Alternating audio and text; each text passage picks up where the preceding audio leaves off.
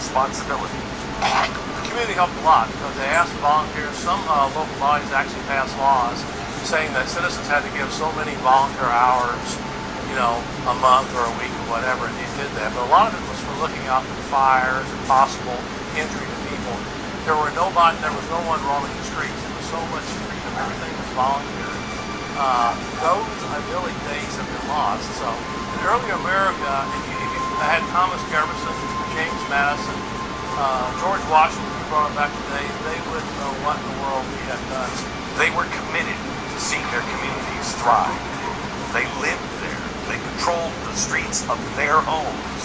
There was a partnership between civilians and law enforcement. In fact, public shaming by citizens was one of the most powerful deterrents of the time. Criminals were often made to publicly confess their crimes. Sometimes that involved wearing a sign in public or writing a letter in the paper. It's a method of humiliation, threat of losing societal standing, and it was extremely effective. During the age of the industrialism, small towns suddenly ballooned into large cities. Maintaining order became more challenging. But despite several riots and large demonstrations, local precincts continued to heed Washington's warning. America was then tested after the Civil War. U.S. Army troops were deployed to the Confederate states to maintain order. Realizing this threatened American civil liberties, Congress passed the Posse Comitatus Act in 1878. The law prohibited the use of U.S. military personnel for domestic law enforcement, except when authorized by the President under specific circumstances. If ever there was a more tempting time to beef up law enforcement and make it more militaristic, the Civil War would be it. But even then, the words of the founders were followed. The social contract between the community and the police was as strong as it ever was. Both committed and sharing the responsibility of maintaining order in their own neighborhoods and cities. Government wasn't in the business of gobbling up power and control back then. Here's some proof. Lincoln had just instituted the first ever income tax to fund the war. But amazingly, Congress repealed the tax in 1871. The words of the founders rang true. That was all about the change. Enter the Progressive Era, and the man known as the father of modern law enforcement. Academics treat him kindly, but the Berkeley, California chief of police is largely responsible for setting American citizens and police on a violent collision course. Having food on hand is the best thing you can do to be prepared, and the folks at My Patriot Supply know that is the #1 essential when it comes to preparedness, and that's why they are offering the unheard of price on their 72-hour emergency food supply. Right now, you can get 72-hour emergency food supply for $10 by calling 1-800-490-9006. This is only going to happen while supplies last. You're not going to find this offer anyplace else. It's not on the website. It's available right now at this phone number. If you call today, they're even going to ship it to you for free. 1-800-490-9006. Call them now for your $10 72-hour food supply. Limit 4 per customer. That's 800-490-9006. Claim yours while they last. My Patriot Supply. It's really not food or just food. It's freedom. All right, back to the route in just a second. But first, our Today in History quiz. It was on this day in 1901 that Connecticut enacted the first speed limit law for motorized vehicles. How fast could you go in town? Think about that. In the meantime, 1791, they introduced their brand new spring collection for men and women. Basone and Tim have put a lot of thought into this. They've created some very cool, casual designs in clothing that I think you're going to love. This is the first time we've done a full collection of men's and women's for 1791. And we're trying to bridge the gap of generations. So even something like this, which I think is a really strong take on a traditional Western shirt, but with a little twist. So it's made from an indigo knit, almost like a sweater knit too. So it's really comfortable. It's good for all seasons. Even when you roll up your sleeves, you have this like kind of cool contrast color. What I love the most about this is the fit too. It has a nice modest fit to to it that isn't too tight and not too loose, but it will work with so many different body types, and that's also what we're going for. It's like, let's close the generation, but let's also like make sure we're very thoughtful about what that means. They do such a great job at 1791 because I love what they do. And their new spring collection is what I call nice and casual. You wear these clothes to the hardware store, to work, and still meet friends for lunch or a nice dinner. They move with you. With 1791 clothing, you're ready for anything, really. You know, we've been telling you the story of Aaron Tweedy and his creation, the Man Pack, for a few days now. They have become very popular around the studio here, and right where you live, too. There's a good reason for that. This is probably the best bag I've ever owned. Aaron put a lot of thought into making this bag when he couldn't find one on the market that was durable, compact, and, well, guys wouldn't laugh at. You have an adjustable chest strap with a quick release clasp, a chest mounted cell phone pocket, standard MOLLE whip for securing tactical gear, a collapsible beverage holder. When you need it, it's there.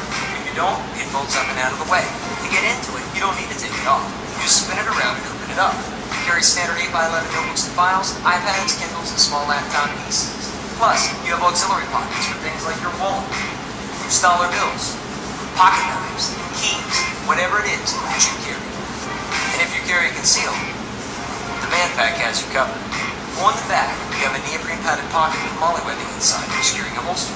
If you don't carry concealed, it's the perfect size to stow your Gapper PC. Oh, it really is genius. It is perfect for concealed carry and for just about everything else. It's a great gift for graduation, for Father's Day, and speaking of graduation, package deals are available. We hate to even have to think about this. You can get packages with these hardware bulletproof inserts that go inside the bag. I mean, you can never be too careful in this world, right? manpackblaze.com. Get yours today. I promise you won't be sorry. manpackblaze.com.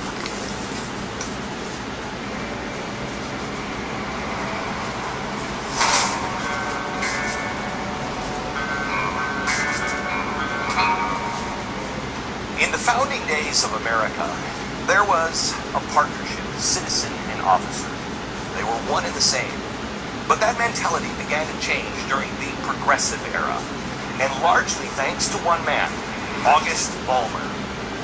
He was famous all over the world as the lawman above lawmen, who changed policing for the better. Academics revere him. So, who is he? And how did he change American law enforcement? Well, Vollmer was born to immigrants from Germany in New Orleans. Eventually, his family settled down in Berkeley, California. He was just another face in the crowd. But in 1904, that would all change. He happened upon a railway train. There was a car rolling down the tracks unattended.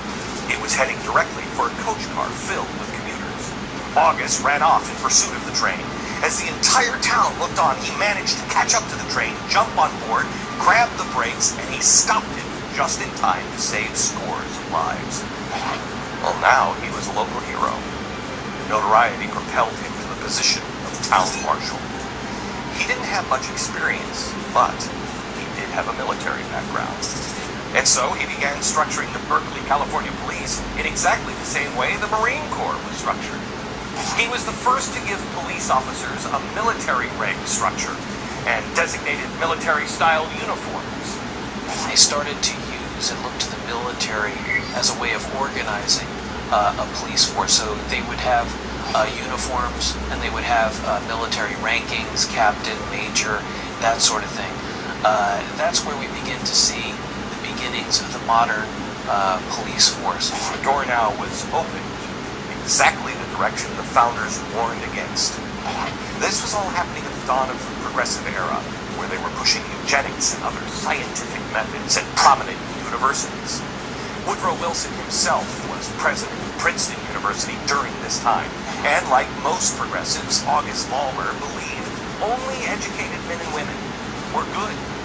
He started issuing IQ tests before hiring officers. The policeman's job is the highest calling in the world. The men who will do that job should be the finest men.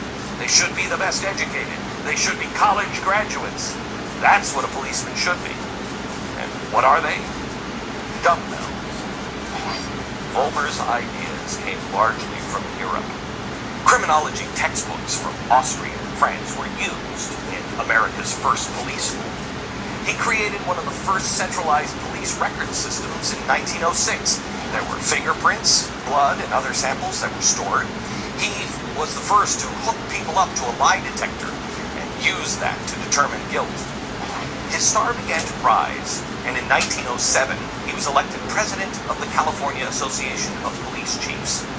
Vollmer's criminal justice methods were now made into a college degree at the University of California and spread to all universities all over the country. His methods utilizing military rank structure, uniforms, the scientific method, and he instituted the first motorized patrols. This is where the first real disconnect between police officers and the community began to creep in. Before Vollmer, law enforcement officers were part of the community and the local neighborhood that they helped to protect. They patrolled the streets on foot and quite often lived amongst those that they served. Now, officers with military ranks and uniforms responded to calls from outside of the community, rolling in on police cars and motorcycles. They were outsiders. Some felt protected. Some began to feel invaded. In many of the large cities, most of the police that are operating on the streets don't even live in the city anymore, and that's a huge mistake. Your local police should be local police. You should know them. You should be able to contact them. Most of the people are running in New York and Baltimore. By the way, in Baltimore, we saw the riots in April 2015. 70% of the police live outside of Baltimore. Some as far away as Pennsylvania, New Jersey. That is In 1921, August Vollmer was elevated to the president of the International Association of Chiefs of Police. He traveled all over the country, refining law enforcement agencies. He moved to Los Angeles, became the chief of police there. By 1930, he had completely and fundamentally transformed law enforcement in the United States. Law enforcement was destined to evolve. Not all of his changes were necessarily negative ones. As the urban population began to boom, it was inevitable. Vollmer did something our country had been resisting since the birth of our nation. He set the framework for a militarized force within our own borders, patterned after the military and with progressive policies. It didn't have to evolve that way, but the progressives made it happen. Now, most people see August Vollmer as a man before his time, a true innovator and a hero to the profession. At least that's what academia thinks of him. But progressive academia tends to look favorably on progressives. But the FBI wasn't so thrilled with him. In the 1930s and 40s, the FBI had this man under surveillance. You'd think that's kind of odd, considering he was known as the father of modern law enforcement, and praised in virtually every write-up about him. Remember, Vollmer's family, however, was from Germany. A pesky little fact nobody wants to teach you for. Turns out that Vollmer was a member of the German-American Bund, Nazi sympathizer. They held Nazi-style rallies where they displayed Nazi insignia and gave each other the Heil Hitler salute. They wore military-style uniforms and had their own rank structure. Sound familiar? They saw America as 3 separate administrative divisions and held training camps in each. What did they think about our country and our values? Well, earlier I quoted George Washington. And up until Vollmer's time, Americans had honored his vision. But Vollmer's Nazi group had a very different view. They claimed George Washington was America's first fascist, and that he never actually believed that democracy would work. Vollmer was not the hero the progressives want us to believe. He may have been well-meaning, but he was a progressive and a Nazi who began the militarization of America's local police force. It was the first shift away from Washington's vision, and it was the opening of the door creating the social divide between communities and law enforcement. The system used to be a pact and partnership between civilian and officer, where both helped each other to maintain order, and it had been altered.